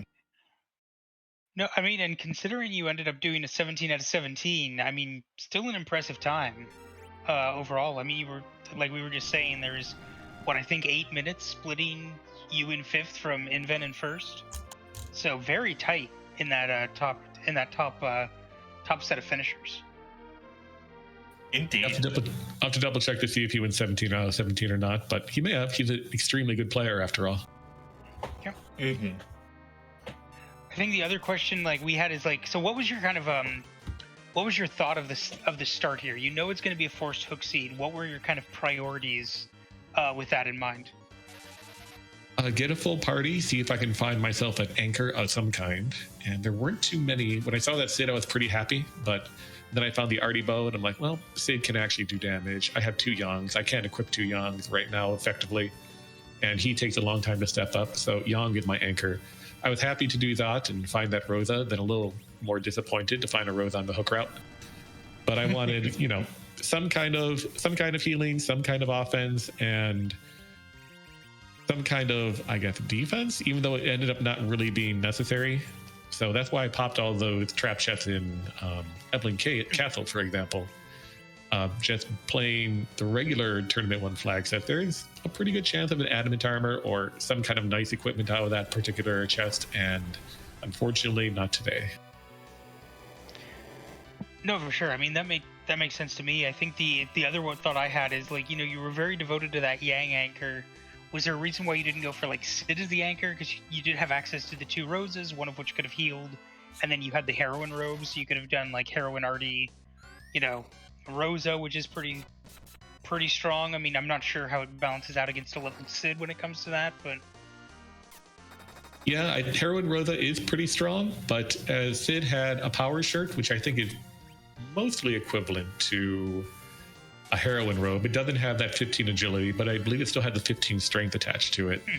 And Sid, I believe Sid has better natural strength growth. So I think at endgame, Sid is going to be out damaging Rosa with the same equipment. Yep, that makes sense. Just curious about it. I'm trying to think of the other question I had for you, which was, I think it was already answered. It was the ordeals question. Yep, hashtag Team Fate Ordeals, trying to make it a thing. I was Live just by talking. it, die by it. Yeah, I was gonna say I was just talking about how this entire seed is just complete fodder for Team Fate Harp. Yeah, absolutely. I'll have to ask Possum afterward if he faded Harp or not. I'm hoping he did. Staying true to his principles. But yeah, Harp had a whole lot of nothing today.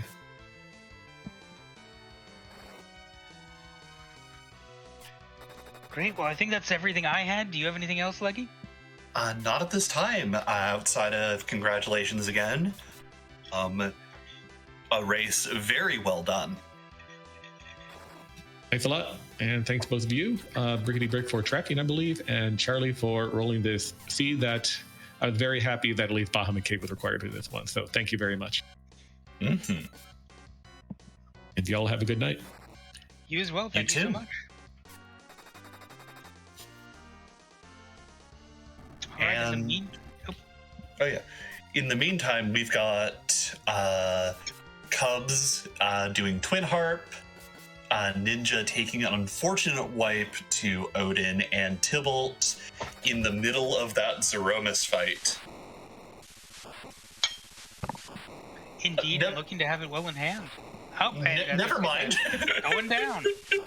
The end of that Zeromus fight, as it were.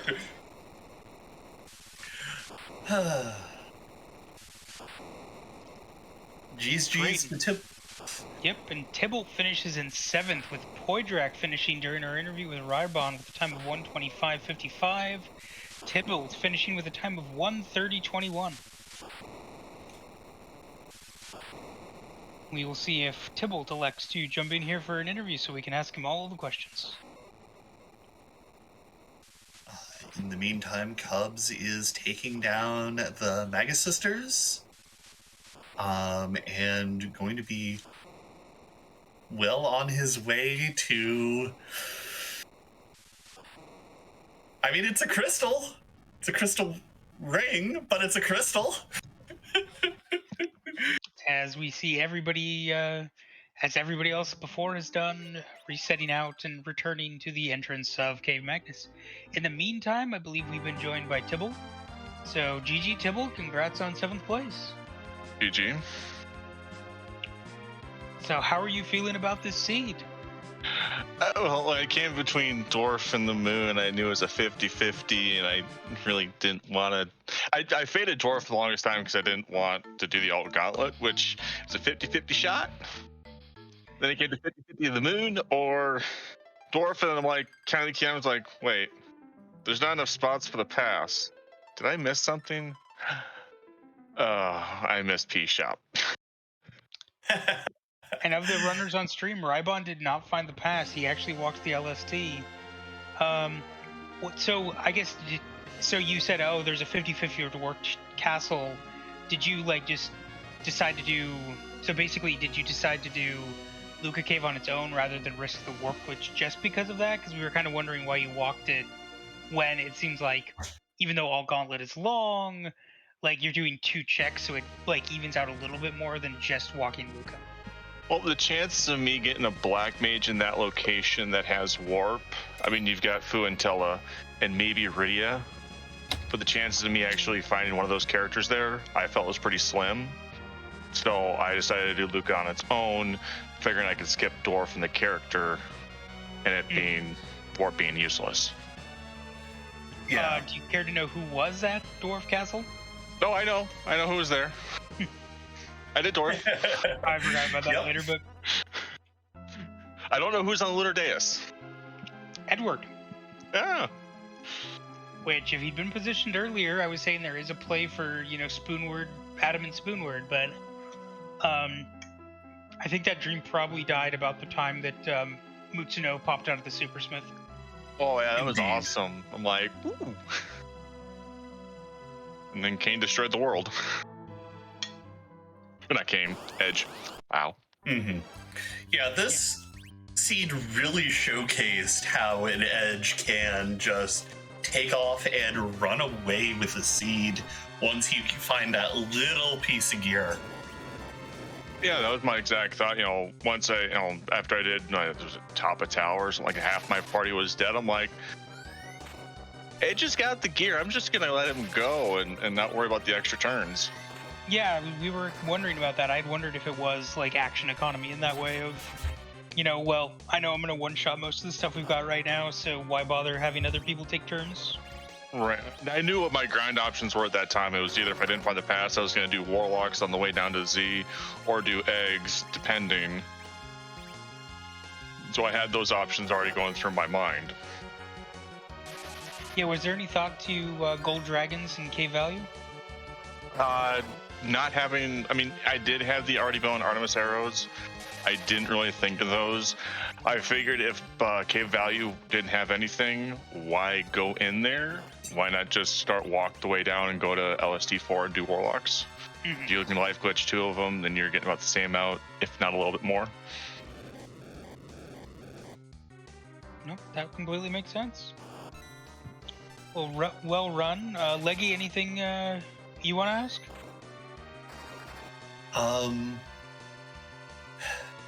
Not particularly. Any last minute thoughts on this flag set before you wander off? Flag set's been pretty interesting, though I will say back row glitching young was actually kind of nice. I'm like, can I do it? Ooh, I can. Yes. Therefore, I didn't have to worry about it being front row, back row, and I never found anything to back row my edge, so it worked out great. Just as a small mention, as we look at this, Ninja has found ha ha ha. It is the boss of Luca Cave. Mm. Ooh, yeah, no, I wasn't looking for bosses since the free key item. Yeah, but it looks like Ninja decided to take this. This will be interesting. But no, thank you so much, Tybalt. Any other shoutouts or any other thoughts before we let you go? Oh, thanks for doing comms, and thanks for the restream. I hope I put on a good show, and have a great one. Yeah, thanks so much.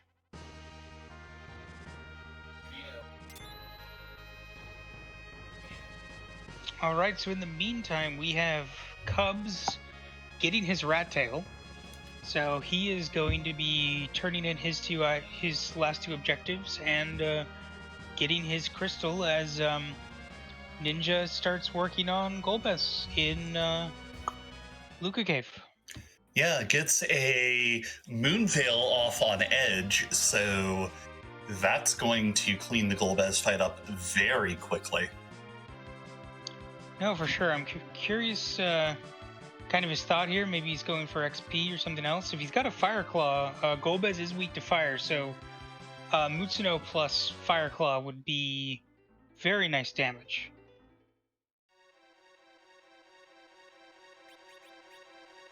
Indeed. Though I did just realize that Ninja has not done ordeals yet, so does not actually have the Mutsuno yet, so that keeps it a little interesting. I think he's probably using a Ninja Sword Boomerang, it looks like. That wouldn't surprise me at this point. But with the Moonveil, Edge is going to stay up the entire time, and Yeah. Yeah, this is And effective. it's high enough magic that Golbez is going to. There you go. Golbez is Yep. going to injure himself for quite a while. Stop hitting yourself. Stop hitting yourself. Stop hitting yourself. Oh, interesting. It looks like Cubs might have just put that adamant armor onto Rosa. Guess that makes sense. He's got power shirts for everybody else. Mm-hmm. So he doesn't, and if he's got, looks like he's anchored Fu, so everybody else should outspeed. Yeah, and the nice thing about putting the adamant armor on Rosa is that, you know, it doesn't nerf her magic stats the way that the heroin robe does. So in a pinch, you can still use her to heal.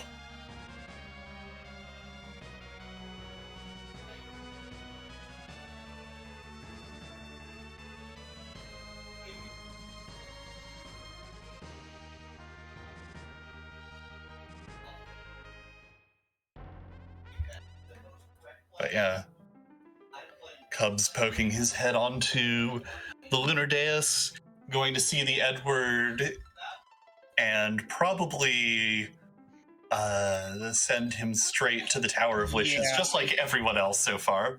I can't imagine there being a world where somehow Eddie gets a yes here. Mm-hmm.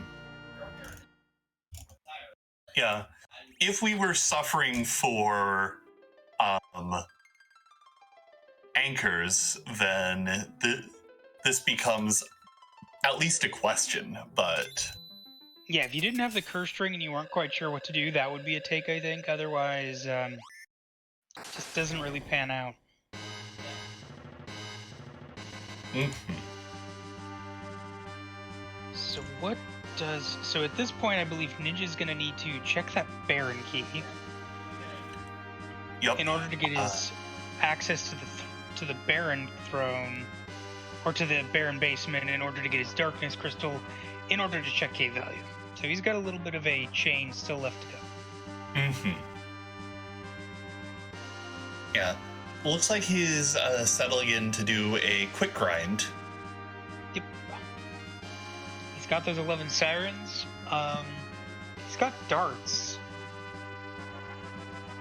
Because I don't think his edge is going to be doing quite enough to... Oh, he's got the... Assassin Dagger.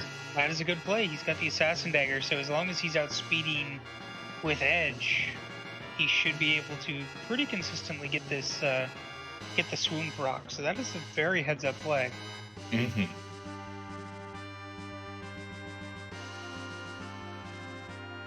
In the meantime, Cubs is taking the long walk down through the lunar subterrane, opting in to save, which, you know, is definitely the safer play. Did not get the swoon proc this second time. Hopefully he can... there he goes. Brings it down anyway, which is good. And he can definitely just patch himself up. I think with the extra levels on that center Yang, it might have messed with the relative agility. Mm-hmm. Yeah, because I think he's got a curse string on that Yang, but as we saw with Rybon, he kept his Yang cursed and down. Mm-hmm. Which definitely helps. That did proc that time. Because I know that in Final Fantasy IV, the way that these status effect procs work is it's based off of the enemy's current ATB ticks, which is why if you use an hourglass or stop an enemy, you will get all of your status effects to proc. Yep, and even managing the one there with a surprise, so that's that is a good play from Ninja to really make this the quickest grind he possibly can be. So that's awesome to see. Mm-hmm.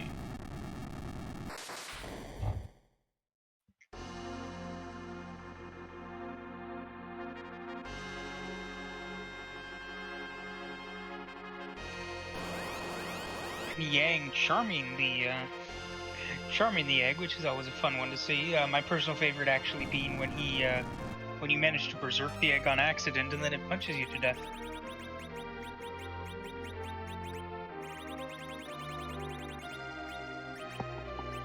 The other time when that could go horribly wrong is when you accidentally berserk a D-Machine. Mm-hmm. Looks like Ninja's going back in for those King and Queen monsters.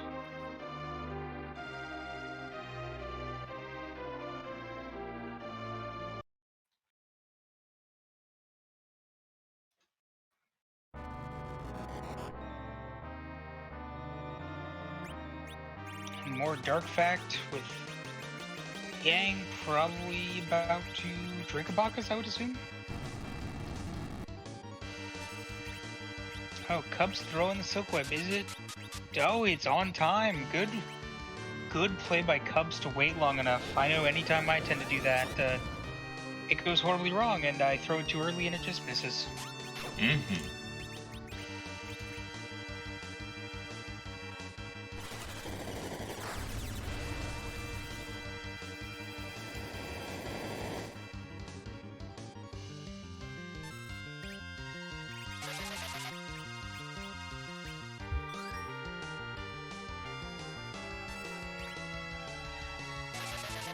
Now we see the Berserks going out,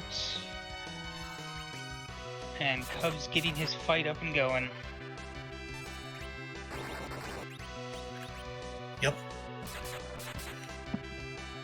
Getting that sweet, sweet damage that we've come to love and expect from the Edge this seed. Yeah, I'm curious to see. It looks like Cubs is doing a little bit with Fu here. I didn't see a reflect go out, so he might be direct nuking. Not sure. Oh, look, there comes the nuke. Yep. Direct nuke, exactly as he called. And respectable damage, another 6k, so if he's okay with eating the counter nukes, this is gonna speed his fight up quite a bit. Though you always lose a little bit of time just on that. Ooh, that is unfortunate timing with the counter nuke straight into a big bang. Indeed. Sid is going down 100% of the time. It did get nerfed, though. So that's the other nice thing about doing direct nukes, is if you time them right, you are able to nerf big bangs go beyond the first one. Yep. Basically how it works is, with when we say nerfing a big bang, for anybody who hasn't watched any of this before, basically if you do a direct cast that triggers that counter nuke, it actually weakens when Zeramis casts the big bang. Now the caveat to that is the first one is free. You can cast whenever you want, trigger the counter nuke, and it's fine. However, after that first big bang, Zeramis falls into a scripted pattern of wait, shake, set spell power, cast big bang. You have to cast that spell that triggers the counter nuke in between set spell power and casting the big bang in order to actually get that nerf after the first big bang. So it gets a little bit more complex, but once you've kind of done it for a while and you're a little bit more experienced with it, it's not terrible to deal with. It just is a little bit trickier, though. If you're Cubs in this case, you just eat the full unnerfed big bang, and everybody you need to survive survives, and you're just fine. And we're into meat. Which means there's our confetti, as only Yang gets hit by the rocks. And Yang can eat about 5 more of those without a problem, and crash, boom, bang. Cubs is finished with a time of 146.32, and that puts him in 12th. In the meantime, after Tybalt, we had Sorbius finish in 9th. Warling finish in 8th with a time of 135.39. Sorbius at 137.05. Jbrun TR at 141.30. And Tall Grant with 142.12. With Cubs following in after that. And we will see if Cubs decides to come in for an interview.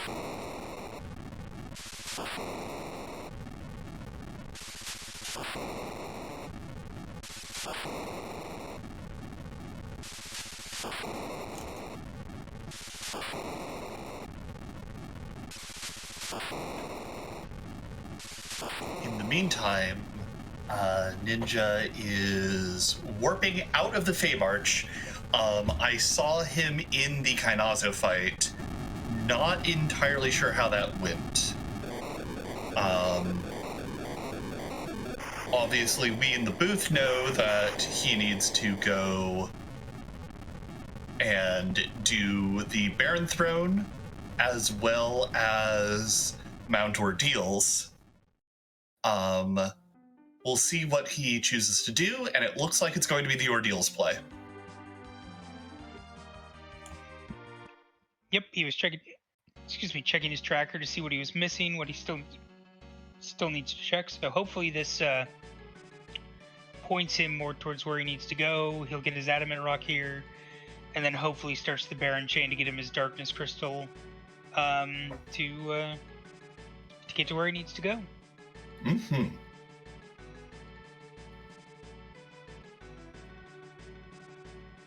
In the meantime, just as we saw previously, we are late enough in the seed that these Ordeals bosses are not going to prove much of a threat for our runner today. No, not at this point. Even without Mutsuno, he's still going to punch through these very quickly. Yeah, I would say no more than 3 or 4 hits each. In the meantime, GG Cubs. Thank you very much. I love a good full clear to end the week. Yeah, one of those great feelings right up there with a cup of coffee in the morning. I don't know how many monster box. I think I took close to 15 monster box chests. I think I saw a single tier 8 item out of any of them. I thought Adamants were supposed to be on in this seed. I mean, they were. One was, yes. Yeah, I forget if max tier 6 also applies to monster boxes. No, and it's max tier 7 anyway. But you can still get 8 out of the trap chests. Yeah, misspoke there. My apologies. No worries. So, just that lovely feeling when you're out of things like, oh, okay, so we're on a 6-item chain to finish off the seed. Got it. Nice. So what were your feelings on that, definitely not required moon? It was fun to look at as I walked down, because I noticed going up to the moon, oh, hey, there's a P shop flag on. Nice. Too busy missing the Adamant lottery to notice that there is a pass in a shop. Mm. If only it had been in boxes. Exactly, I know, right? I sure opened enough of them. I'm actually extremely upset with that hook route. I'm gonna have to go back and figure out what happened with that plague fight, because that thing should have died to a reflected count, and it just decided not to. The one thing I saw is you never slowed it. I cast slow twice with. Did you? Okay, I missed that then. Rosa. Yeah, and I'm just sitting there. It's like, okay. Now we have a problem because you're not dying. So that was really the thing I'm most upset about in this seed. But I mean, rando's gonna rando, and you're gonna end up with a full clear at times. It happens. Yeah, fight can be a little tricky.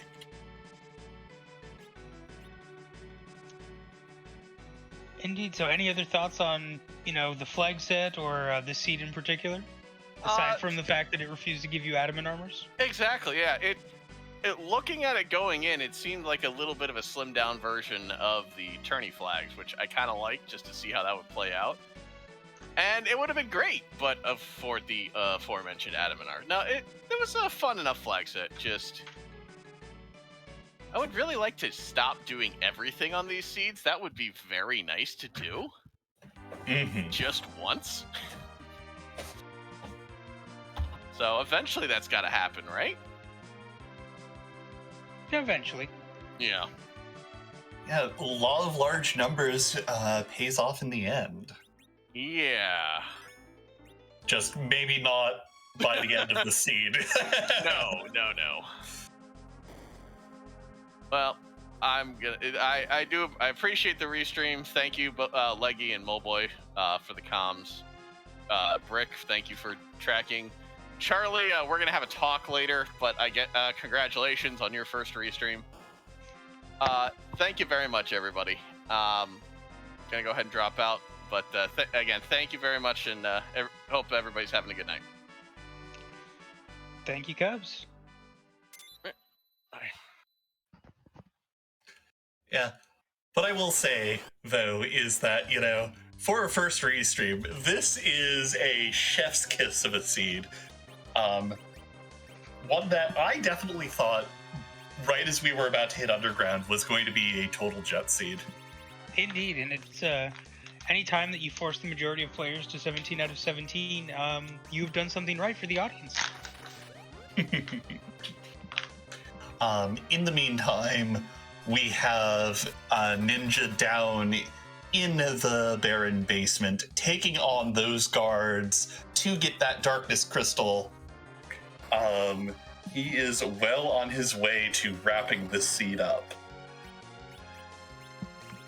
Indeed, his levels are looking good. He's gonna grind.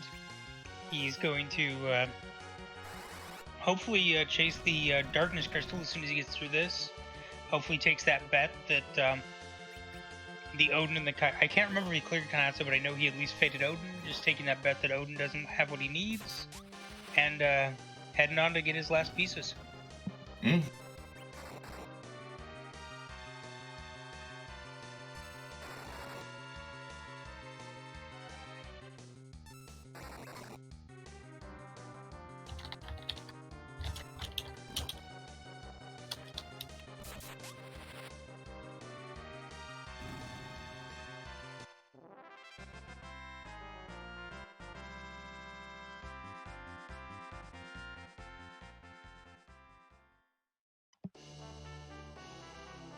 And there is the Blackrock.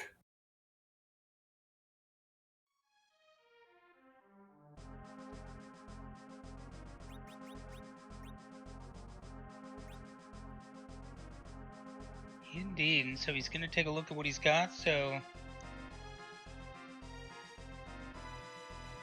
Looks like he still needs to forge and turn in the rat tail. And this seed will get wrapped up presently. But for now... Oh no. That is a dot forfeit coming out from our runner. Well, looks like. Well, and well played by Ninja, and just decided that this was not the night for him, so well played. Yeah, I've had plenty of seeds where I'm like, well, at this point, I mostly know what I need to do, and I'm just not feeling it. Let's just call it a night. GG to him for all his hard work. Everyone, be sure to give each and every one of our featured runners tonight's follow. Yep, there's no harm in sometimes just calling it. I had a 10-minute Z fight at one point on stream that I wiped 2 rocks on, and just decided not to put the audience through that again. So sometimes it's the play you got to make. Yeah, and we are joined by Ninja himself. GG's on your play tonight. How are you feeling? Yeah, and we are joined by I wasn't really Ninja feeling himself. very good about that. GG's I on mean, your play tonight. How are you feeling? Yeah, this seed. This seed definitely puts you through the ringer a little bit. It really goes. It definitely went out of its way to hide things like just out of reach. I know K Moon wasn't an option, right? It wasn't. Do you want to know where Rat Tail was? Where was Rat Tail? Cave value. So Bahamut is technically not a moon it's spot. K Salmon. Oh. Yeah. and that's That one of the drives me nuts. That yeah, that's drives me nuts. that's one of the distinctions even us here in the booth forgot about until we started getting to the very end of the scene, and it's like, oh god, it's on the moon. Yeah, the last piece was on the moon. Boy, that's horrible. So you were actually on the right track. You needed to get the darkness crystal to go and check K value, Yeah, and that would have given you go mode. yeah, which was in Odin's spot. Mm. Yeah. I was actually, I didn't even think about K summon, and I was thinking about the moon. Yeah, I mean, that happens with these weekly flag sets. Sometimes they'll throw curveballs, and it's just like, wait, what do you mean the life glitch isn't on this seed? That's definitely something I've never done before. I don't know what you're talking about. That's why I'm kind of iffy on sign up for the tournament this spring. That makes sense. Yeah. Like I mean, you know, I know I'm not going to be signing up just because I don't think it's a flag set that really suits me. I think I can, but I know I'm still a puff, so you know. Yeah, but how are you feeling about the race up until the end?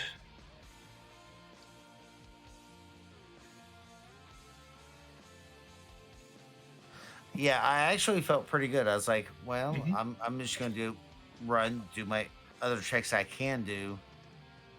And as soon as I hit Odin, I'm like, where in the hell am I thinking? And then and like Mole Boy said, K summons on, so K value. Yep. That threw my last check off, and that would have, let me guess, K value was the rat tail. Rat tail was magma key. Mm-hmm. And yep. And Yep. there's your crystal. Yep. Yep. And, you know, every now and again, you know, you'll just, one of the things that happens with these sorts of, you know, just randomizers in general is sometimes you'll just blank on things. It happens to all of us. I would not let this get you down. You played exceptionally well tonight. Well, thank you. And I do want to thank everybody who's doing like commentary, tracking, pushing the buttons. Not Possum, because he eats the buttons. I know he does. But yeah, thank you, everyone. Yep. Yeah. I hope you all have a good night. Yeah. You as well. Thank you so much, Ninja. Yep. Bye. Bye. All right, and that's going to wrap us for tonight. So just be aware, I believe our next stream is going to be tomorrow at noon Pacific for Hero's Journey. So join Alchemy and trying to remember who else is going to be joining that. Alchemy and Professor Renderer tomorrow. We'll be doing commentary for that with Sheep Launcher and Xenocat tracking and restreaming respectively. So that is a, you know, I personally always want to catch the Hero's Journey. I think they're great races. Alchemy is exceedingly enjoyable along with whoever commentates with her. So always a joy. And other than that, I'm not sure. Do we have a raid target currently? It does not look like we do. It is late. It's already Saturday out here on the East Coast. I think it's time to just wrap it up. And I know I'm headed straight to bed. Indeed. Well, thank everybody who decided to come and watch. Thank you all for coming. Thank you all for sticking it out. And hope to see you all again soon. And of course, thank you and our wonderful restreamer and tracker, Reckless Charlie, John Burkhead, and Mowboy. It has been a pleasure tonight. Indeed. Thank you for joining me for 2 hours of getting to gab back and forth. It was quite the time. Indeed, indeed. Good night, everyone.